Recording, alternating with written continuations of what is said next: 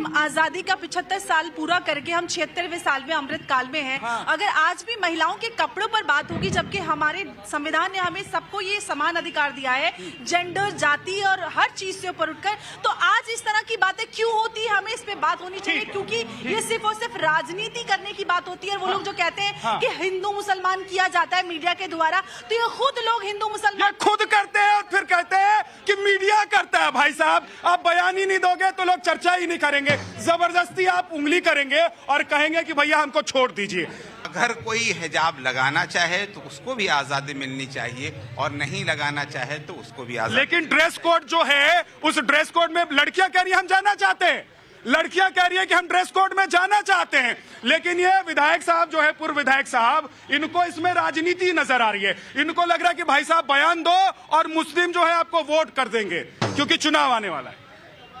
देखिए, मैं कौन क्या कह रहा है, मैं सिर्फ इतनी सी बात कह रहा हूं कि औरतों की आजादी पर पाबंदी नहीं होनी चाहिए, न बुर्का उतरवा करके न बुर्का पहना करके। ठीक है, बहुत अच्छी बात है, बुर्का उतरवा करके भी और पहना करके भी जबरदस्ती नहीं होनी चाहिए। ठीक है साहब। देखिए, औरतों का सम्मान, उनकी इज्जत बेहतर है, जरूरी है और होनी चाहिए।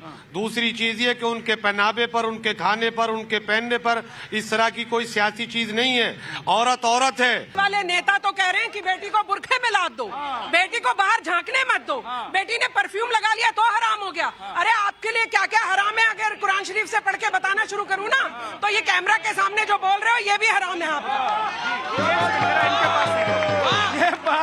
ये बेटियां बोलती है ना भाई साहब, तो अच्छो की बोलती बंद हो जाती है। पास भी नहीं गए और बुरके वाली के पास भी नहीं गए, बिना बुरके वाली के पास भी नहीं गए, सिर्फ राजनीति भांजने के लिए अब हिजाब लगाएगी, अब हिजाब नहीं लगाएगी, जब मुझे वोट दे जाएगी तो हिजाब लगा या ना लगा। एक चीज और मैं क्लियर कर देता हूँ भाई साहब, किसी को लगे कि भाई साहब समाजवादी पार्टी ने बयान दिया, समाजवादी पार्टी के नेता ने बयान दिया और समाजवादी पार्टी का कोई नेता है ही नहीं।